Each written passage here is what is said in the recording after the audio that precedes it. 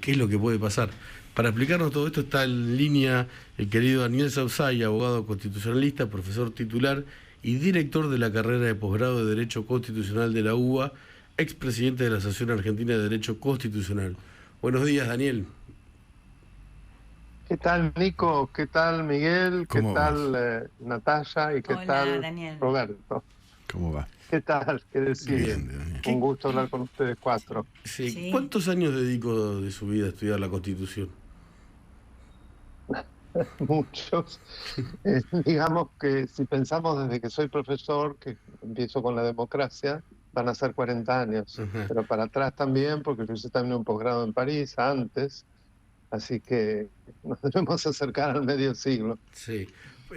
¿Los fallos de la Corte Suprema de Justicia se tienen que cumplir o no? Por supuesto que sí, eso es algo que no se discute, solamente en Argentina esto queda en tela de juicio. Fíjense que ha habido recientemente un tema que tiene una similitud en España, es decir, un conflicto entre un Tribunal de Garantías Constitucionales y el Ejecutivo de Pedro Sánchez, en donde está también Podemos, que si se quiere es la versión kirchnerista española. Era un problema de sanción de una norma y bueno, el tribunal decidió que tenía que volver a revisarse esa norma.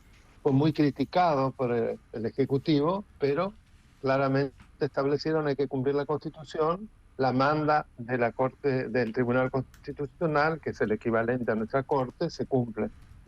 Fíjense la diferencia aún con un gobierno con afinidad. Sí. Y esa diferencia es porque la sociedad no hubiera tolerado semejante extraoficio. Y a ver, ¿esto cómo puede seguir, no?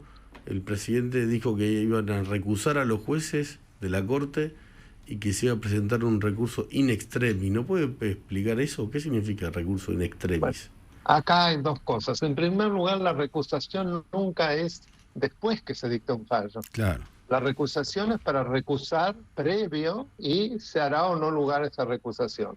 El recurso in extremis no existe en el derecho argentino, es un invento que ellos quieren imponer. Con esa habilidad para que cuando las normas como están no les gustan, inventan normas. Y que es además un ejemplo que siguen todos los jueces y fiscales de justicia legítima, como por ejemplo cuando deciden que se debe llamar a juicio oral a un tribunal de juicio oral y que decide que no se hace el juicio oral. Sí. Eso es un invento chino que modifica todo el derecho procesal, ¿no? Como ya vimos. Digo para que se vea un ejemplo. O sea, que es coherente con procederes, lamentablemente. O sea que todo eso que plantearon no tiene ningún sentido. Ahora lo plantea un profesor de Derecho de la UBA, que es Alberto Fernández. Bueno, para mí es importante que quede claro cuál es la condición docente de Alberto Fernández. Él concursó en el 83. Ustedes saben que en la UBA, yo soy profesor, como dijeron, titular por concurso. Se debe renovar los cargos cada 7 años. A los 7 años él no renovó, fue designado como interino y hasta la fecha sigue siendo designado como interino a dedo, gracias evidentemente a sus amigos, Zaffaroni, que en su momento era el director del Departamento de Derecho Penal, y luego del Bebe Righi, también todos amigotes de él. Pero más allá de ese estatus, es profesor interino. La transgresión. Sí, profesor, por eso digo, es un docente, pero es importante docente, tener en cuenta que aún no es lo mismo dentro de nuestra universidad... Regular. Sí. Profesor regular, no, pero a lo que voy es que aún dentro de la docencia es un transgresor. ¿Por qué? Claro. Que recurre al amiguismo, porque recurre al amiguismo para seguir siendo profesor cuando no le correspondería. Claro, pues tendría que haber renovado y no lo hizo. Solamente se designa, claro, pero además interino se designa cuando se debe cubrir un cargo, hasta tanto se hace concurso. Y no era del caso, lo que implica un gasto doble para la facultad, porque debe pagar al regular y al interino, que no era necesario. No sé si se entiende. Sí, clarísimo. Ahora, Daniel, ¿qué posibilidad hay de, entonces, en este momento, de procesar a los involucrados en esta desobediencia? ¿O hay que esperar a que se concrete el delito, digamos, ¿no? Los tiempos, ¿cómo son? No, yo creo que ya está corriendo, porque la Corte claramente estableció que era de inmediato, o sea, ya se incumplió. día a día, como explica, que debe descontarse, y ahí el Banco Nación tiene una enorme responsabilidad. Por eso me parece muy importante intimarla a Batakis, porque ella es responsable directa si no lo hace, e inclusive con sus bienes. Así que hay que embargarla también personalmente. Todo eso es factible, sé que está en marcha, sé que el Procurador General de la Ciudad está trabajando en una acción muy inteligente, así que no creo que les sea tan fácil. Por otro lado, hay un dato que me parece importante. Si ustedes ven el documento de apoyo de las provincias, no están, por supuesto, las 3 provincias radicales, pero tampoco 2 de las más importantes del país y peronistas, como son el caso de Córdoba y Santa Fe. Es decir, Schiaretti no ha adherido y tampoco el gobernador de Santa Fe. Ni Mendoza. Lo que no me parece que sea poca cosa, ¿no? Claro. Si nosotros sumamos esos 5 distritos más el de la ciudad de Buenos Aires, estamos por arriba del 40% de la población argentina. Daniel, consulta acá. ¿Vos ves más factible el procesamiento en la línea de responsabilidades del no pago, del no cumplimiento de este fallo, a lo que es un juicio político, como se le está pidiendo ahora a Alberto Fernández, que se necesita 2/3? ¿Nos explicás esto? Sí, cómo no. Digamos, yo creo que son 2 cosas que van por cuerdas separadas. Por empezar, juicio político es solo a ciertos funcionarios, el presidente de la Nación, los ministros y los miembros de la Corte Suprema. Pero los restantes son pasibles de ser removidos, pero por otros procedimientos. El juicio político, como bien decías, exige mayorías muy agravadas. Primero, la acusación en la Cámara de Diputados con los 2/3 de los miembros presentes. Y si hay acusación, entonces la condena, la sentencia final, estará a cargo del Senado, donde también se necesitan de los 2/3 de los miembros presentes. Si no se alcanzan esas cantidades, queda libre de culpa quien es sujeto a juicio político. Procesamiento es para otro tipo de funcionarios, también para el presidente, es algo diferente. Doctor, le pregunto porque la Argentina se pregunta en muchas cuestiones si esto lo hacen a propósito con alguna voluntad de transitar un camino incómodo, un autosuicidio, digamos un suicidio, una autodestrucción. ¿Usted entiende por qué el gobierno está haciendo esto? Si sabe que lo que va a recoger por lo menos este concepto de esa idea de régimen que tanto Cristina ha invocado con algunas actitudes. ¿Por qué el gobierno es capaz de ir a caminar esa cornisa?